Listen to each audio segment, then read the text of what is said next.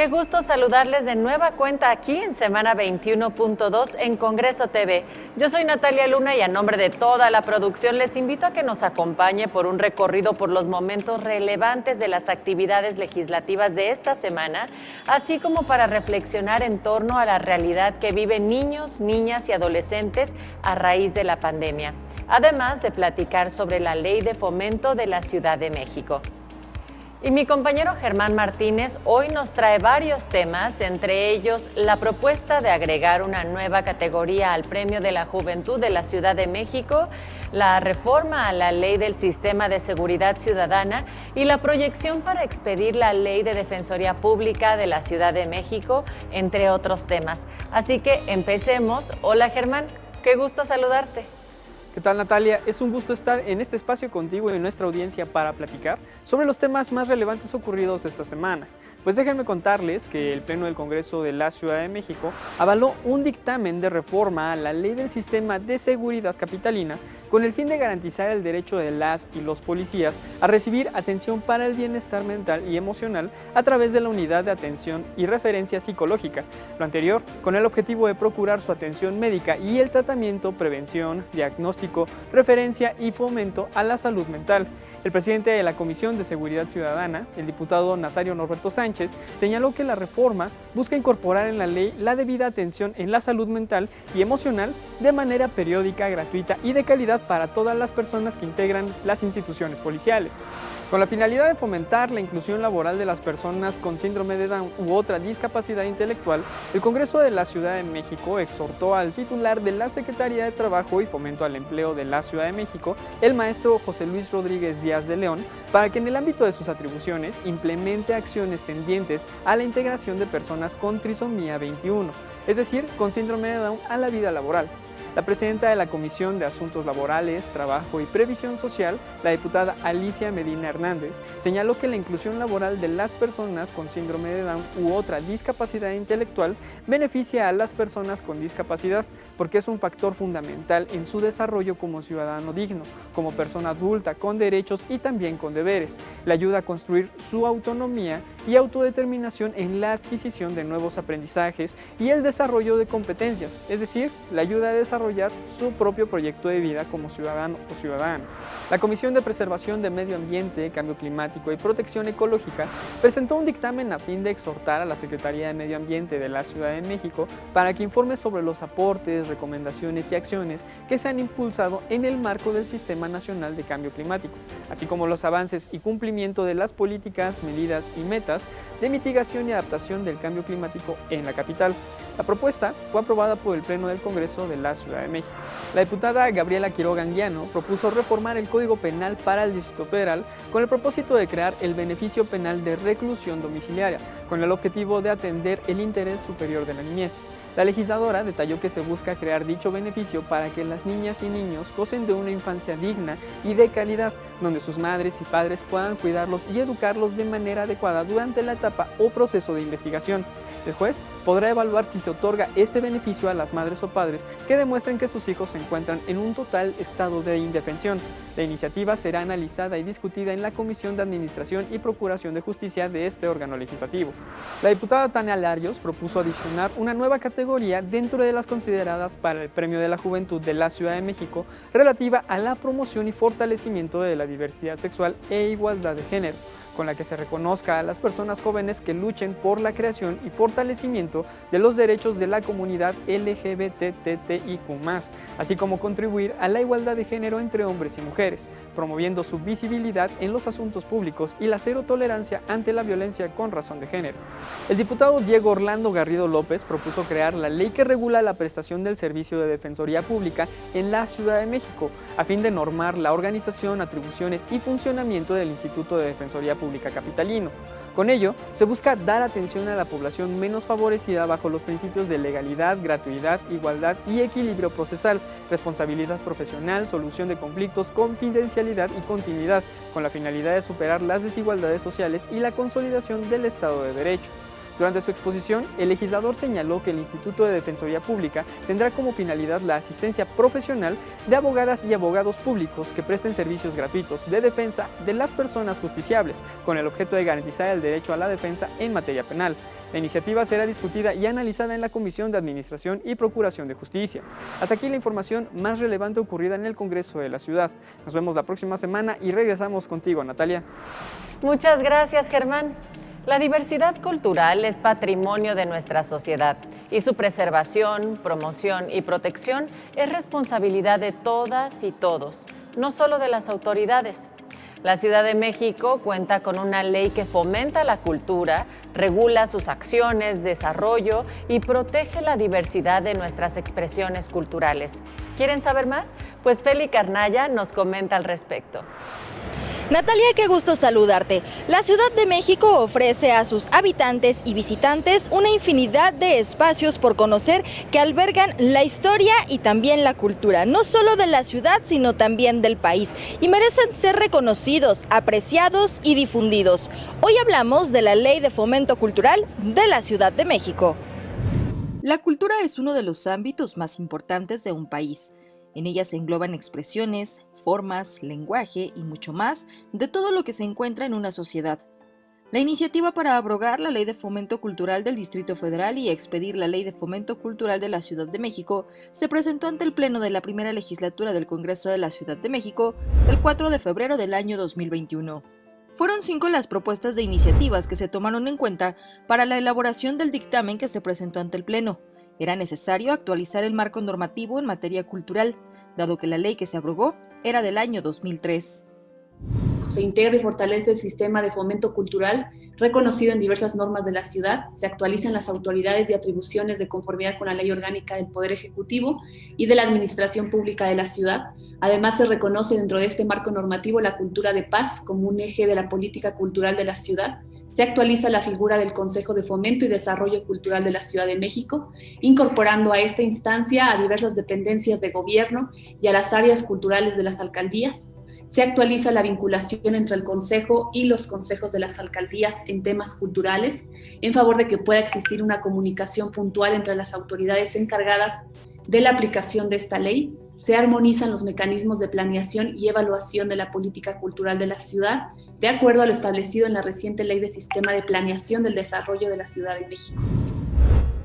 La Ley de Fomento Cultural de la Ciudad de México establece en su artículo 2 que la diversidad cultural es patrimonio de la sociedad y su preservación, promoción, difusión, protección y disfrute en la Ciudad de México corresponde a las autoridades, a las instituciones públicas y privadas, a las organizaciones de la sociedad civil y, en general, a todas las personas habitantes y visitantes de la entidad.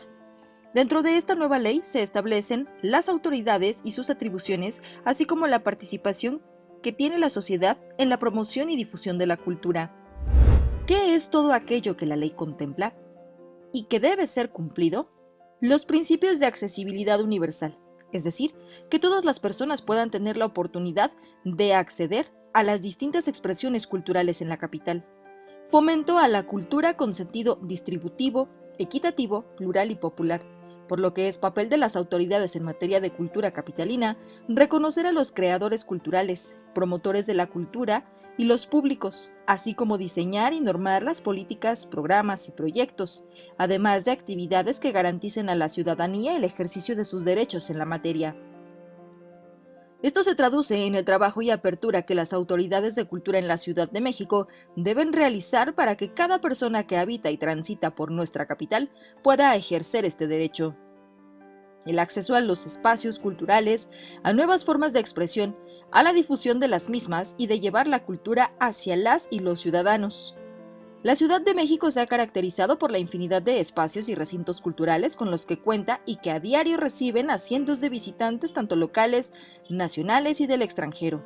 Este marco legal, además, establece que en la Ciudad de México se debe apoyar y organizar actividades de investigación, formación, capacitación y promoción de la cultura y de la protección de la diversidad de expresiones culturales de la ciudad, así como las relacionadas con el desarrollo cultural comunitario, la difusión y la conservación del patrimonio. ¿Y qué es patrimonio? ¿Por qué es tan importante para la cultura y la constitución política de la Ciudad de México? El patrimonio son los elementos y manifestaciones materiales e inmateriales de la actividad humana y del entorno natural a los que se reconoce por tener un valor excepcional, con significado social y que requieren ser salvaguardados. Se conforma de expresiones materiales, bienes muebles e inmuebles y expresiones inmateriales, que posean un significado y un valor especial o excepcional, artístico, histórico o estético, para un grupo social, comunidad o para la sociedad en su conjunto, y por lo tanto forman parte fundamental de su identidad cultural. En la Ciudad de México son considerados patrimonio centros industriales, conjuntos arquitectónicos, museos, obras, residencias y sitios, además de archivos y bibliotecas, acervos documentales, acervos audiovisuales, colecciones artísticas, ornamentos y esculturas. Con ello, podemos dimensionar que estamos rodeados prácticamente de patrimonio cultural en la Ciudad de México, que bien vale ser apreciado, reconocido, salvaguardado y difundido en nuestro país y fuera de él. La Ley de Fomento Cultural de la Ciudad de México permite que la vinculación se dé entre autoridades del gobierno central y las alcaldías. Aunado a ello, la autoridad en materia cultural deberá promover acuerdos, convenios, colaboraciones y todo lo necesario para participar con organismos internacionales especializados en el ámbito cultural. El dictamen fue aprobado por unanimidad con 62 votos a favor. Fue publicado en la Gaceta Oficial de la Ciudad de México el 16 de febrero del año 2021. La Ley de Fomento Cultural de la Ciudad de México es la puerta que permite a las y los capitalinos participar, disfrutar y promover las diferentes expresiones culturales existentes en nuestra capital, con igualdad, sin discriminación y con perspectiva de género. Natalia, es todo por mi parte. Nos vemos en el siguiente programa.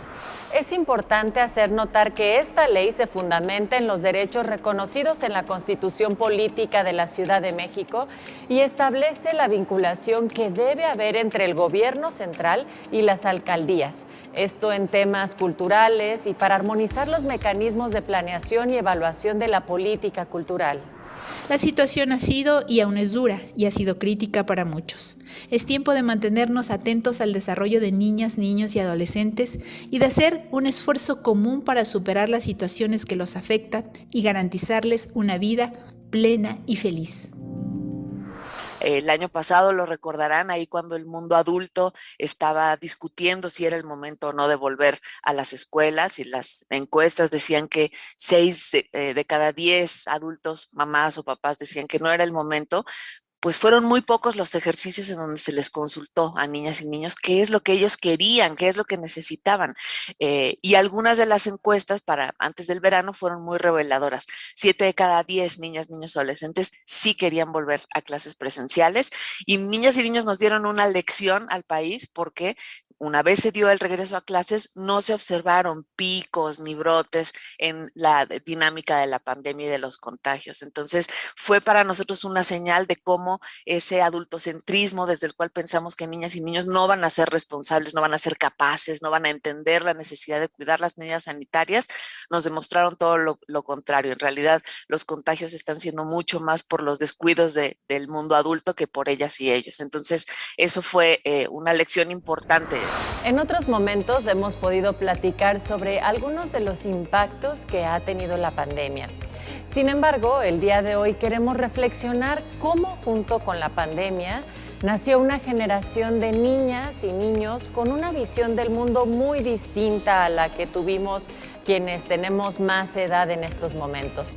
Ellos y ellas crecieron en una sociedad que transitó con una velocidad vertiginosa hacia la tecnología, pero sin contacto físico, con la cara semicubierta, sin escuelas presenciales, con una relación familiar atípica, pero también con una mayor conciencia de la muerte. Es por esto que nuestra compañera Marina Estrada se dio a la tarea de indagar y les mostramos lo que encontró. Starting tomorrow, we don't have to wear masks anymore. Así es como reaccionaron niños de nivel primaria en Las Vegas, Nevada, Estados Unidos, cuando les informaron que a partir del día 15 de febrero de este año no tendrían que volver a usar el cubrebocas. Y es que la pandemia nos forzó a cambiar todo, imponiéndonos medidas que limitaron nuestra vida, nuestra movilidad, la manera de expresar cercanía con los nuestros. Así, liberarse del cubrebocas o alguna de las otras restricciones es sinónimo de completa alegría, sobre todo entre niños y adolescentes, el sector más adaptable, pero también el más afectado. Una generación que ha tenido que crecer más de 2 años con medio rostro cubierto, confinados, alejados de compañeros y amigos y con casi nula actividad física. Tomar clase, jugar y ver a los abuelos solo a través de pantallas ha sido la constante. Estar permanentemente bajo el mandato de los padres o, peor aún, perder a alguno de ellos. ¿De qué manera esta generación se ha visto afectada por esta situación? ¿Qué datos hay de los efectos psicológicos que han causado las condiciones de la pandemia? Se ha visto que a largo plazo los niños pudieran llegar a presentar depresión, ansiedad, estrés postraumático. Sin embargo, bueno, los efectos a largo plazo, digamos que pues obviamente no tenemos ahorita, ¿no? Como la investigación y la información contundente. Por ejemplo, los niños preescolares, ¿no? A veces se ha observado como este aumento en el berrinche, o en como esta dificultad para manejar la situación estresante y hacerlo a través de la agresión, que bueno, en esta etapa es característico, ¿no? Que de repente no controlen sus emociones, ¿no? Sin embargo, ahora en la pandemia se ha visto como todavía en aumento esta dificultad, ¿no? La presencia de estos efectos dependerá de la edad de las niñas y niños y del contexto en el que vivan. Por ejemplo, para los de nivel escolar, el contacto social se vuelve más importante y por lo tanto su falta podría tener más impacto. Podemos tener o encontrar dificultades a futuro en las relaciones, ¿no? Pueden ser niños que a lo mejor les cueste trabajo entablar una relación con el otro, ¿no? Estuvieron mucho tiempo encerrados, sobre todo aquellos que no han regresado a la escuela, que ya han estado 2 años encerrados. Durante estos 2 años de encierro, la mayoría de los niños se ha mantenido, digamos, siempre bajo el manto protector de los padres o tutores. ¿Habría algún tipo de consecuencia negativa por tener una convivencia hasta cierto punto excesiva con los padres y una falta de interacción con sus iguales? Ya para regresar a la escuela, o sea, va a ser como una readaptación, porque sobre todo los niños pequeños pueden mostrar como esta dificultad de separarse. Habrá como algunas dificultades en la toma de decisiones, obviamente no en todos, porque aquí hay muchos factores que intervienen, como la misma personalidad, ¿no? Y dentro de la personalidad, pues el temperamento. El uso intensivo de las pantallas para tomar clases, hacer la tarea, jugar y convivir, y particularmente ante el uso de las redes sociales, las niñas, niños y adolescentes han enfrentado además el riesgo de ser víctimas de delitos como el ciberacoso. De acuerdo con cifras de Early Institute dedicado a la prevención de la violencia sexual infantil, 3 millones de adolescentes en México sufrieron hostigamiento en redes durante 2020. 1 de cada 4 recibió insinuaciones sexuales, 1 de cada 4 señaló a un amigo o amiga como su agresor, 1 de cada 10 dijo conocer poco a su agresor o solo conocerlo de vista, situación que por supuesto también tiene afectaciones en su desarrollo. Pues tiene impactos verdaderos y consecuencias severas sobre su autoestima, depresión, ansiedad, su rendimiento escolar también los afecta, y es porque pues a partir del ciberacoso pues acaban teniendo experiencias de depresión, por ejemplo, y también de un aislamiento completo, una culpa por lo que está sucediendo, incluso también vergüenza, que incluso puede llegar a que niñas, niños y adolescentes cambien de estado, dependiendo de la intensidad de este problema, o incluso que cometan un suicidio. Datos de esta organización civil señalan que solo 14% de quienes sufrieron ciberacoso informó a una persona como sus padres o amigos, y un 11% decidió sostener una conversación con su agresor. Además, solo 7% reportó la situación con el proveedor del servicio de Internet y únicamente un 1% denunció ante el Ministerio Público. ¿Qué hacer ante este riesgo que enfrentan? Saber cuáles son los riesgos que pudiera sufrir una niña, niño o adolescente, o sea, primero enterarnos nosotros para poder comunicarnos. Este es el segundo, mantenernos al tanto en dónde están, con quiénes están hablando, es el tercer punto, saber con qué están lidiando, qué les gusta en Internet, por qué les gustó ese video, qué aprendieron hoy del Internet, a qué influencers siguen, ¿no? Para nosotros poder ir a mantenernos con quién están hablando, por ejemplo. Y también un cuarto paso que es pues usar controles parentales. El quinto punto que es bloquear y reportar. Para fomentar la denuncia, Early Institute informó que desde hace una semana ya se cuenta con una plataforma para reportar material de abuso sexual infantil en Internet. Se trata del sitio www.teprotejomexico.org, que también permite eliminar este tipo de contenido. Es una alianza internacional respaldada por la organización INHOP e impulsada en México por la Fundación Paz. Por otra parte están las pérdidas humanas. Según cifras del Imperial College London, hasta el 14 de febrero en México, 208.800 niñas, niños y adolescentes perdieron a uno o ambos padres a causa de la pandemia. 222.400 perdieron a uno, ambos padres o abuelos que los cuidaban. Y 308.500 perdieron, además, abuelos con los que si bien no los cuidaban, sí convivían. Tan solo la revista especializada en temas científicos de Lancet había contabilizado 141.132 pérdidas de cuidadores primarios entre marzo del 2020 y abril del 2021.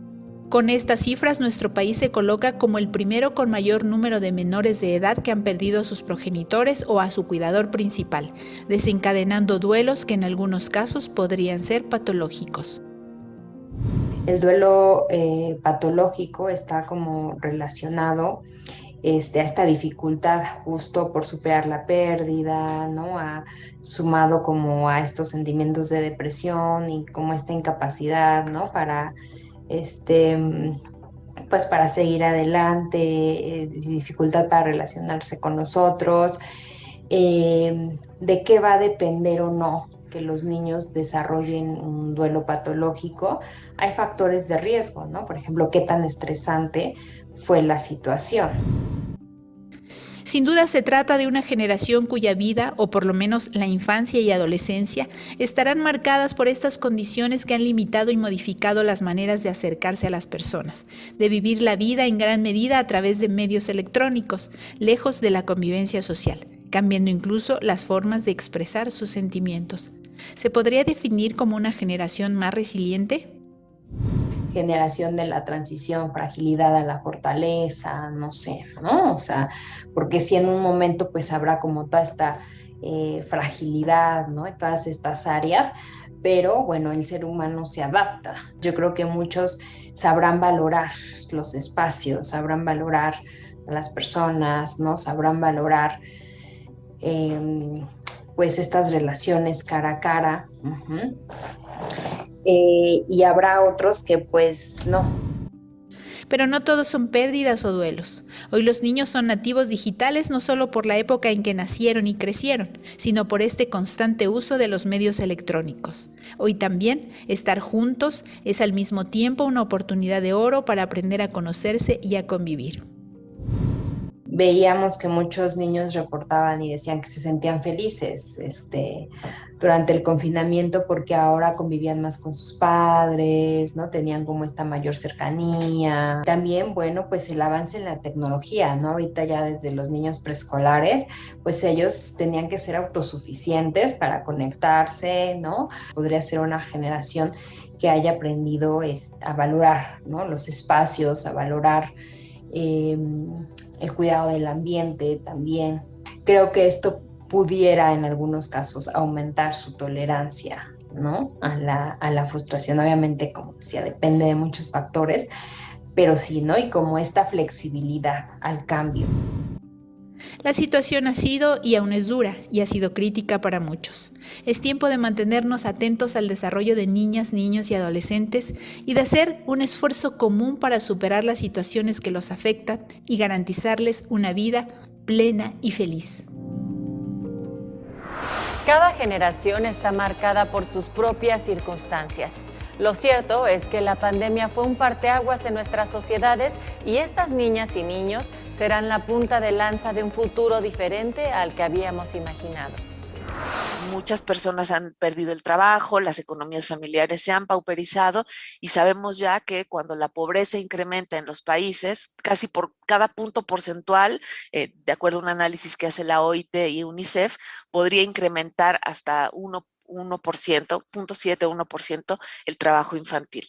Entonces, ya con estimaciones del Coneval también sabíamos que podría haber 285,000 nuevas personas de 5 a 17 años trabajando en nuestro país. El día de hoy en Semana 21.2 hemos decidido dedicar el espacio de esta entrevista, de la conversación, para poder reflexionar en torno a los derechos de las niñas, niños y adolescencias aquí en nuestro país durante esta pandemia. ¿Cuáles han sido algunos de los impactos y afectaciones? Bueno, pues de esto hablaremos con Tania Ramírez, directora ejecutiva de REDIM, la Red por los Derechos de las Infancias en México.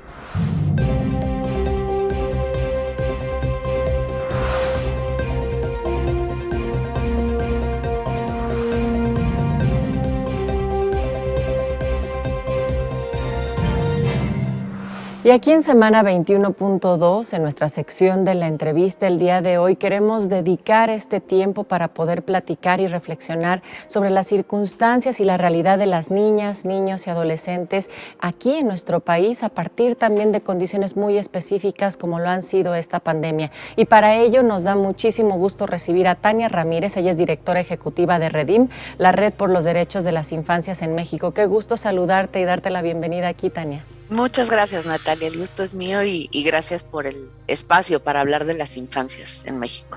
De hecho, recientemente REDIM presentó un balance anual sobre la situación de los derechos de la niñez y la adolescencia en México. Por favor, a grandes rasgos, comparte con nuestras audiencias cuál es la realidad que están viviendo en estos momentos niñas, niños y adolescencias. Sí, quizá lo primero recordar que cuando hablamos de niñas, niños, adolescentes, hablamos de todos los aspectos de la vida. Ellas y ellos son titulares de derechos, entonces lo que han vivido en estos tiempos y lo que ubicamos en el balance anual son las distintas afectaciones a sus diversos derechos, amplio espectro.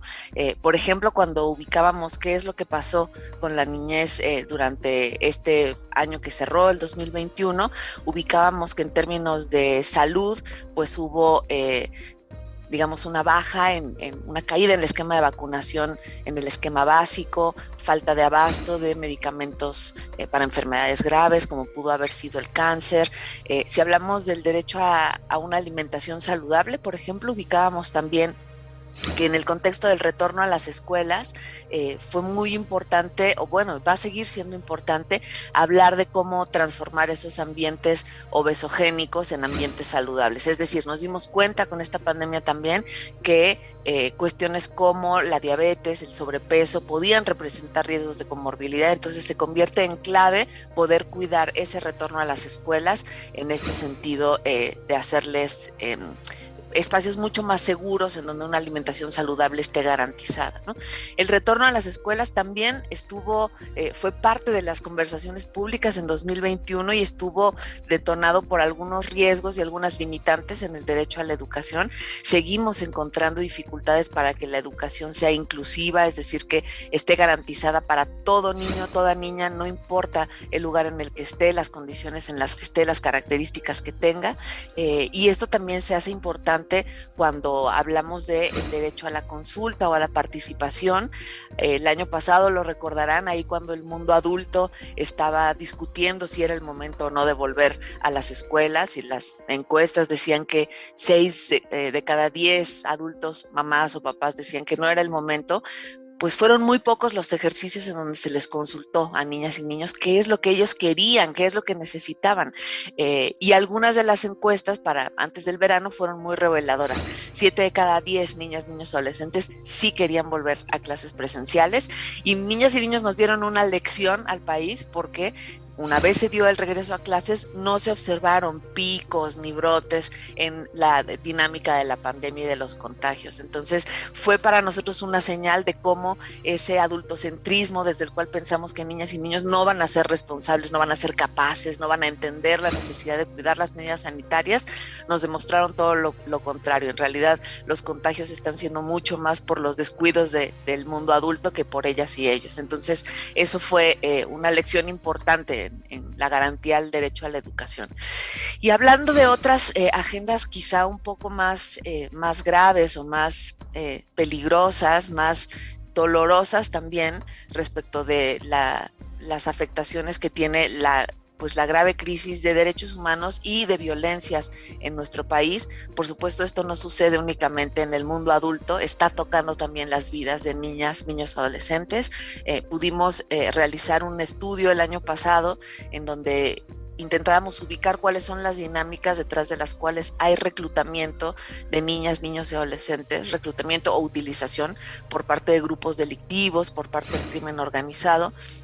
Y ubicábamos que podría haber un rango de riesgo, o sea, tenemos unas infancias y adolescencias en riesgo de ser reclutadas y reclutados que podrían estar entre los 145,000 y los 250,000. Es un rango amplio porque es un riesgo en donde distintos factores como la pobreza, la falta de oportunidades, la falta de reconocimiento, las violencias instaladas en el territorio harían que niñas y niños estén en mayor o menor riesgo de ser reclutados por el crimen organizado. Cerramos el año también con una cifra que nos debe alarmar mucho y nos debe poner en acción, sobre todo, no solo alarmarnos, que es que cada día se reportaron 13 niñas, niños, adolescentes como desaparecidos. La crisis de niñez desaparecida en nuestro país sigue estando presente y tenemos datos también que nos dicen que cada vez son más las niñas y las adolescentes en el rango entre los 12 y los 17 años quienes están desapareciendo. Entonces esto preocupa también por la expresión de violencia de género que eso implica. Tuvimos también registros muy dolorosos respecto de cómo la violencia, digamos, en otras expresiones de la violencia se pudo observar. El año 2021 cerró con un incremento de homicidios hacia niñas, niños, adolescentes de casi 3 puntos porcentuales, 2.7%. Y también cuando hablábamos de este universo, digamos, de los homicidios que se dio en contra de niñas, niños, adolescentes, 728 fueron con arma de fuego. Pues es muy grave cómo la violencia armada en el país sigue tocando las vidas literalmente de niñas y niños. Y cuando observábamos datos, por ejemplo, de violencia familiar o de violencia sexual, estas otras expresiones de la violencia, el año cerró, del 1 de enero al 5 de diciembre, 12,918 niñas, niños, adolescentes fueron atendidas en hospitales del país por violencia familiar. Son las que llegaron al hospital. Sabemos que puede haber un subregistro en los casos que no llegan al hospital, ¿no? De estos casos de violencia familiar, 88% eran niñas y adolescentes mujeres. Y cuando observamos la violencia sexual, 6,814 niñas, niños, adolescentes se atendieron también en el año pasado. De nuevo, son las que llegaron a tener atención hospitalaria. Sabemos que también cuando hablamos de violencia sexual por el tabú y por los miedos, pues estos casos pueden no llegar al hospital. Y de estos más de 6,800 casos, casi el 93% eran niñas y adolescentes mujeres. Entonces, son datos muy graves de lo que está sucediendo con las violencias y la niñez.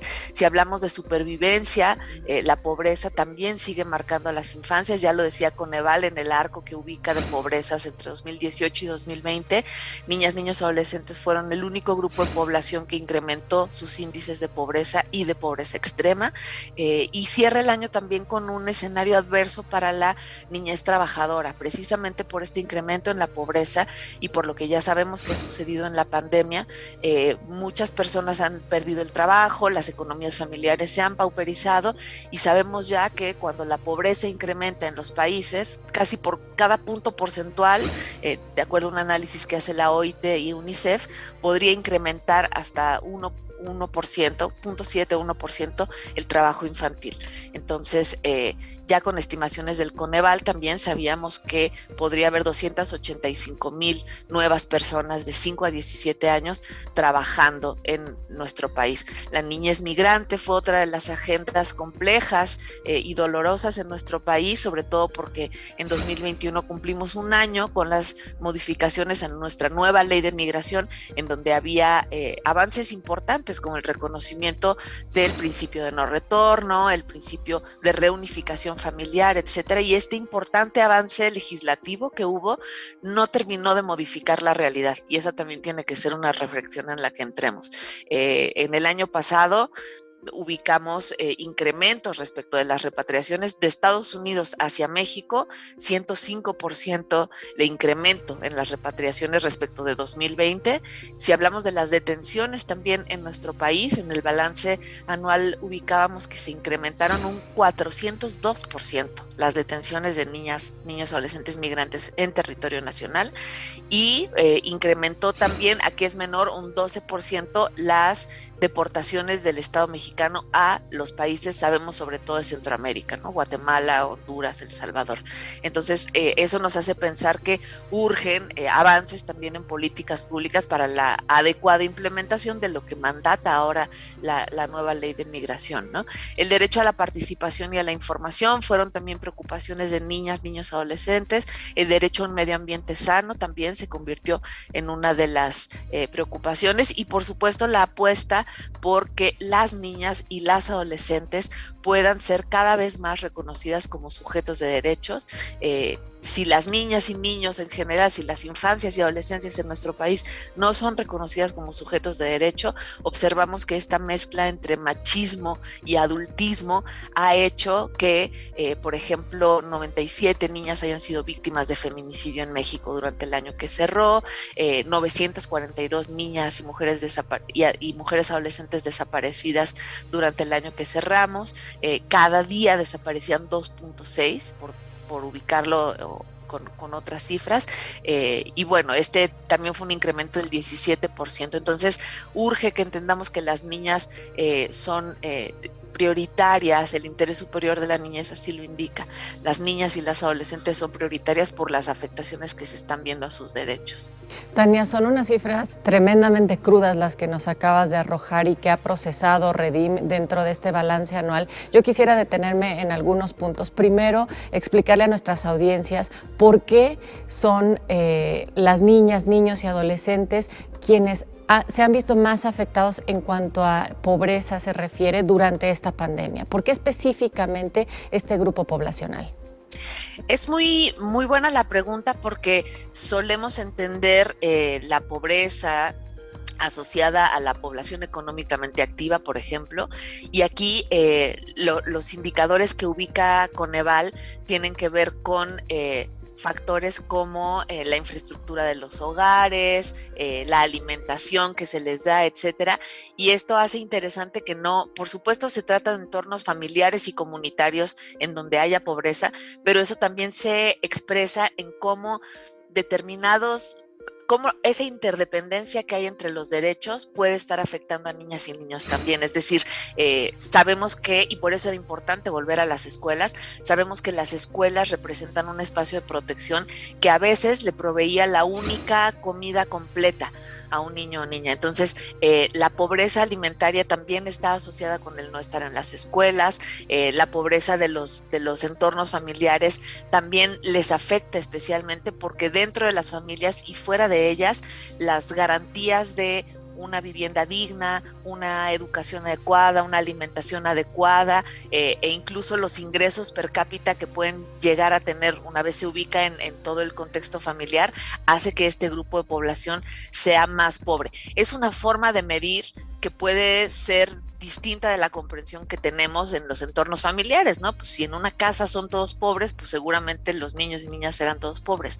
Pero esta posibilidad de hacer la desagregación hacia cómo están viviendo esas familias en donde hay niños y niñas, nos hace ver que los contextos familiares y comunitarios en donde crecen los niños y niñas también son más pobres. Y con la debilitación de otro tipo de apoyos estatales como las guarderías infantiles, como ese tipo de servicios que el Estado mexicano daba y debe seguir proveyendo con enfoque de derechos y no únicamente con un enfoque como de un apoyo directo, ¿no? Mucho de lo que ha sucedido en los últimos años en nuestro país tiene que ver con terminar con programas como las estancias infantiles y convertirlas en apoyos puntuales.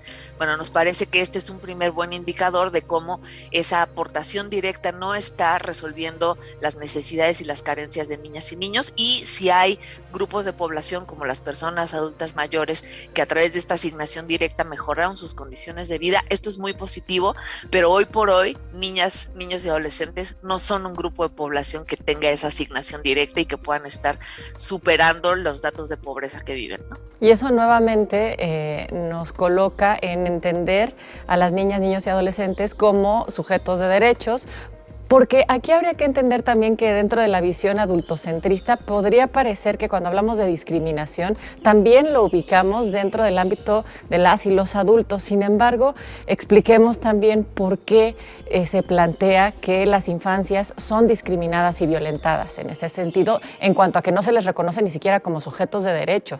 Exacto. En parte fue por eso por lo que decidimos nombrar a este balance anual discriminación y violencias. Uno, por los muy graves datos de violencias que ya revisábamos, y discriminación también por esa falta de visibilidad que la sociedad tiene de niñas y niños, y por seguirles entendiendo como un grupo de población que no tiene ciudadanía y que no tiene derechos. Venimos de un proceso de cambio cultural en donde se pensaba que niñas, niños, adolescentes son objetos, literalmente pertenencias, ¿no? Y todavía hay muchas personas y muchas familias que creen que niñas y niños son objetos, que son su posesión, que se pueden disputar o que incluso se puede decidir cómo se les educa, a la saga de lo que pueda decir el estándar del derecho a la educación en nuestro país. Esa idea de que son posesión no ha terminado de cambiar hacia una noción de titularidad de derechos, y eso también hace que niñas y niños no sean reconocidos como sujetos sociales y como sujetos políticos. Si hay de pronto alguna necesidad que haga que algún grupo de población tenga que salir a las calles, pues les ubicamos como sujetos sociales y políticos, quizá por eso y por esas demandas. Nunca vamos a ver una manifestación de niñas y niños con pañaleras diciendo necesitamos guarderías infantiles, ¿no? Es esa falta de voz, pero también falta de las propias instituciones de no haber generado ni garantizado los suficientes mecanismos para hacer procesos de participación, de escucha, de tomar en cuenta sus opiniones y sus voces, lo cual además también es uno de sus derechos, lo que está haciendo que no sean comprendidos como titulares de derechos. Hoy por hoy, nuestro país tiene avances muy importantes, hay que reconocerlo. El interés superior de la niñez ya quedó garantizado en el cuarto constitucional, es un principio legislativo, pero es también un principio rector de políticas públicas y tiene que ser un principio determinante a la hora de la toma de decisiones, ¿no? Que las niñas y los niños sean primero es un principio constitucional consagrado. Hoy por hoy no es tomado en cuenta en la realidad. Seguimos todavía necesitando que niñas y niños estén incorporados claramente en la política de vacunación, por ejemplo. Por eso hablábamos también de discriminación, no haberles contemplado en términos generales en la decisión sobre cuándo volvían a las escuelas, no haberles contemplado en la decisión de si deben ser o no vacunados, o no haberles contemplado, por ejemplo, Natalia, en el censo de orfandad por COVID, que fue otro de los temas que observamos en este tiempo. No sabemos al día de hoy cuántos niños, niñas, adolescentes quedaron huérfanos por COVID como efecto de la pandemia. Ese no haberles contemplado nos tiene también en un escenario en donde vamos a tener que enfrentar, pues ya en el presente y en un futuro muy próximo, la falta de datos para poder dimensionar este problema. Sabíamos que, bueno, algunas de las revistas científicas, se acordarán, el año pasado también teníamos fue parte de la conversación pública en torno a la niñez. La revista The Lancet hizo esta aproximación de que podrían ser 178,000 niñas, niños, adolescentes quienes perdieron a su mamá o a su papá, o podrían ser hasta 276 45,000 familias amplio espectro, ¿no? Con cuidadores diversos, abuelas, abuelos, tías, tíos, etcétera. No fue hasta ese momento que se habló de una cifra para hablar de orfandad por COVID en México, y el DIF tiempo después mencionó una cifra que podrían ser hasta 118,000 niñas, niños, adolescentes huérfanos por COVID, pero no tenemos el contexto de esa cifra, no hay fuentes verificables. Seguimos necesitando un censo de orfandad por COVID, que no sería ni siquiera muy difícil, Natalia, simplemente frente a las defunciones que se fueron anotando con mucha precisión, y tuvimos más de un año de actualizaciones vespertinas de cuántas personas se han contagiado, cuántas personas han muerto, etcétera. Esa invisibilidad de niñas y niños, si hubieran sido presentes, con una simple pregunta o desagregación de datos frente a esas muertes de la persona que murió tenía o no tenía hijos, cuántos, tendríamos ya ese censo levantado. Entonces, esa es otra de las expresiones de por qué esa invisibilidad puede detonar en discriminación hacia ellas y a ellos. Tania, tenemos que ir cerrando, pero quisiera que nos quedemos con la reflexión de lo que se tiene que atender de manera prioritaria. Sé que es muy difícil, sé que todo es prioritario e importante, pero ¿qué te gustaría dejar para el auditorio, el poder contemplar hacia dónde continuar en favor de los derechos de niñas, niños y adolescentes? Creo que una llave para tener garantizadas las mayores oportunidades de ver los derechos de la niñez vista tendría que ver con la institucionalidad pública que en México se ha alcanzado con el sistema de protección hacia niños y niñas. En realidad, si ese sistema de protección, si el CIPINA funciona adecuadamente, si es comprendido, si es utilizado también por el Estado mexicano, podríamos hablar de que muchas de estas temáticas no digamos que quedarían resueltas, pero se tendrían agendas mucho más claras, precisas, con avances medibles y con seguimiento verificable hacia la niñez. Probablemente entonces sea en este año crítico la supervivencia y la buena ubicación del CIPINA como sistema de protección integral de los derechos de niñas, niños, adolescentes, lo que logre hacer que todas las instituciones del Estado mexicano se sienten a la mesa para atender cada una de estas problemáticas que hemos comentado hoy. Tania Ramírez, directora ejecutiva de REDIM, la Red por los Derechos de las Infancias en México. Muchas gracias por esta conversación para Semana 21.2. Muchas gracias a ustedes, Natalia. Que estén bien. Ahí quedan las vastas reflexiones en torno a este tema. Les seguimos invitando a que continúen la conversación a través de nuestras redes sociales y por todas nuestras plataformas de Congreso TV, la señal de la pluralidad. Mientras tanto, me despido. Soy Natalia Luna y a nombre de todo este equipo le invitamos a que nos encontremos aquí la siguiente semana en nuestra cita en Semana 21.